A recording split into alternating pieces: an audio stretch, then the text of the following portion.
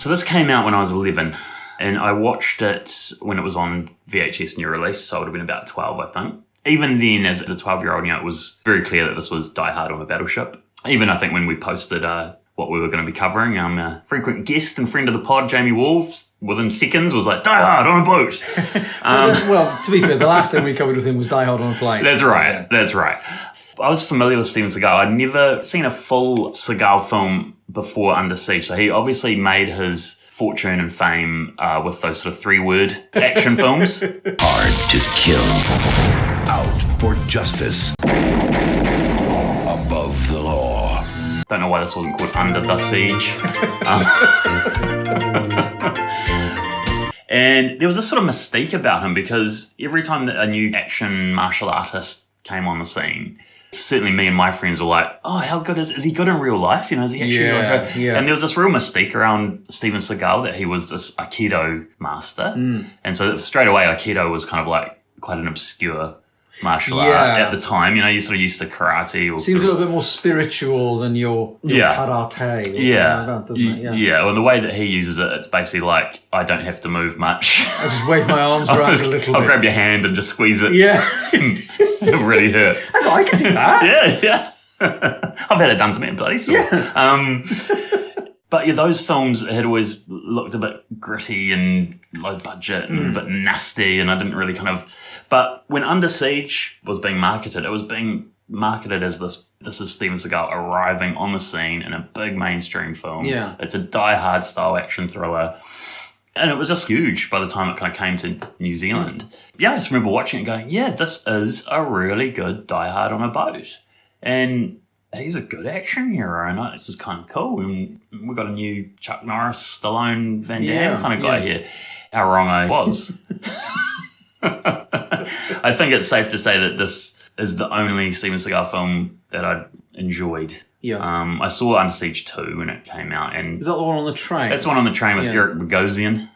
Oh, Eric Bogosian. Yeah, okay. He's the bad guy. And Katherine Heigl is I think plays Casey Ryback's niece. I want to say niece, maybe daughter. I remember at the time just thinking, this is not really recapturing the magic. And then very quickly, I saw On Deadly Ground, which is the one that he directed. That sucked. And very quickly he ended up in direct-to-video land. Yeah. But he is still making stuff, isn't he? Oh, yeah. And he's just this bizarre, eccentric, controversial, quite repugnant in many ways figure now. And he just, he didn't listen, but he really shouldn't have. Is that important? Yeah, Travis. Well, there you have it. Oh. Yes, over there, he's on the phone. But for one shining moment, he was a bona fide mainstream action success. Well, his name still, I wouldn't say carries some weight, but you do still... Well, he does. Well, he certainly does. Yeah. Well, yeah, because now he's not wanting to fat shame him, but he's this quite bloated figure. He's a big fella. But he's also got this weird, like, Eddie Munster hair. It's like this jet black AstroTurf it's kind like Ming the Merciless, It's really weird. And he's got this, like, jet black, it almost looks like a fake goatee beard, and these little kind of like transition lens spectacles, and well, he looks like a low-key Bond villain or something. He does. Yeah. And if you actually sort of read about him, he sounds like one too in real life. He's a rotter, yeah. You got anything to eat for me? You prick. Huh? What do you got? Oh, I thought he was going to make you something right now if you want to... Yeah, give me something right now. Give me a shake or some apple or something, anything, whatever. This is the only Steven Seagal film I've ever seen. Wow, okay. But this one, like you said, it was more like a blockbuster. Yeah. And I remember enjoying it enough. The Die Hard comparison is interesting, though. Is it true that this prevented what was going to be Die Hard 3 from being made? Oh, I don't know. I think so, because initially Die Hard 3 was based on, I think, Troubleshooter. Okay. Which was on a cruise ship. Which I believe was then repurposed and became Speed 2. I was going to say, yeah. And so they had to go right back to the drawing board for Die Hard 3. And they found a script that had been floating around called Simon Says. Simon Says was a spec script which sold... everything. Die Hard was not involved in any of this. This was 2 years later. Gotcha. So and again, it was just a script for Brandon Lee that then became a new script. The first 60 pages of Simon Says, my spec script, is Die Hard with a Vengeance, the first 60 pages of Die Hard with a Vengeance. I didn't alter it at all. Yeah, so it literally is Die Hard on a boat. It's interesting hearing you recount all that, because what it does sort of emphasise as well is that this period in the early 90s, when it came to blockbusters, it was sequelitis, wasn't it? Oh, yeah. It was really a whole lot of sequels to these properties. And at least with this, you had a kind of a new franchise. Yeah. Could have been a brand new hero. Yeah, could have been a brand new hero, but he was just a bit shit. He's a bit shit. And what's he called? Is it Casey? Casey Ryback. It sounds like an injury. I've got a case of Ryback. Casey Ryback, yeah. Now, I haven't looked at the titles. Is it Casey as in Kasem or Casey as in And the Sunshine Band? No, it's Casey as in Kasem. Oh, Casey. Okay. Yeah. Okay. Actually, I tell you, I have seen a little bit of another Steven Seagal. Oh, okay. I was in a taxi once, and the driver had a DVD player, and while he was driving, he was watching a Steven Seagal film.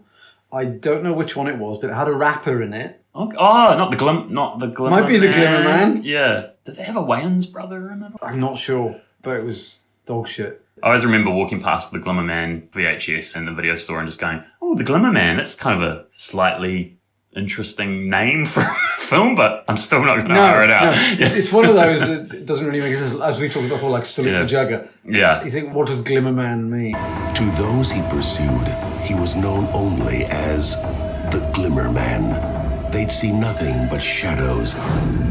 Then a glimmer. The movies that I'd glimpsed before this is one where he's like in a coma for years, which I think is marked for How death. could you tell? Well, it might be hard to kill. Okay. Well, That'd be quite easy only because to he's kill. in a hospital bed. It'd be easy to kill if he's in a coma. He's got a big beard. Yeah. I think got a pillow over his face. I think that's Kelly LeBrock is on that one. Okay. And then there's this one which I was trying to find. Yeah, Out for Justice, where he plays Detective Gino Felino. That's his name. And there's this one scene. I don't know why that's funny. There's this one scene which kind of encapsulates Seagal's whole image to me and his whole sort of like vibe. He's this detective. I think his partner or his brother's been murdered. He basically goes into this like hoodlums kind of lair, and they're all playing snooker, and it's a bar in it, but it's all full of like baddies. Yeah. It's a scene where you kind of think, oh shit, there should be a bit of tension here, and he should be like under threat, and oh god, and he basically comes in like this fucking obnoxious, bullying prick. And he just comes in and like rubbishes everyone, like slaps people, like sort of he pushes one guy into like a phone booth thing, and like he just humiliates them all, and just like you feel sorry for all these like crumbs and crooks and murderers, because he's just so horrible to them. Whose hot dog is this, huh? Is it yours? There's no tension at all that, oh my god, this guy's like walking into the lion's den and putting himself at risk. And that probably says something about his kind of behind the scenes absolutely ego, and he doesn't understand what jeopardy should be in the film and things like that. But I just remember watching that as a kid and going, it was comical. It kind of was supposed to be in some ways, but he's just such an obnoxious, bullying bastard in it. And to make comparisons to Die Hard, if Bruce Willis had come in and done that, it would have been great. It would have been funny. Yeah, he would have been funny. It would have been making wisecracks to try and sort of save his skin. Hey, what was the lottery number last night? Huh? You guys play lottery? No? My wife buys me 2 tickets every week. For the last 10 years, plays the same 2 numbers all the time. I say, hey, why don't you play a different number? She goes, well, those are my lucky numbers. I got the tickets right here. Whose hot dog is this, huh? Is it yours? And he was called Gino Ginelli. Gino Felino. Oh yeah, Gino Ginelli's ice cream, yeah. Gino Felino. That's like, what's the one in Crank? Jason Statham. Chev Chelios. Yeah, Chev Chelios. Which is my favourite action hero name, I think, of all time. It's brilliant. Yeah, so there was very limited Seagal knowledge, really. I've seen clips of Steven Seagal Lawman, the reality show, where he was... Oh my god. Go to the right. Steven, let me drop. He's released 2 albums.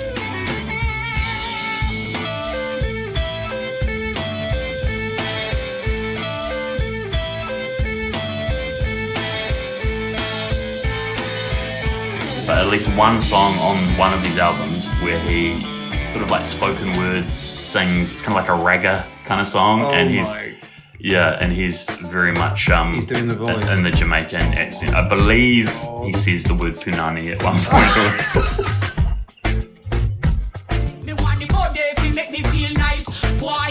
Tell me what you really want all night. Me want the punani wanna see for make me nice.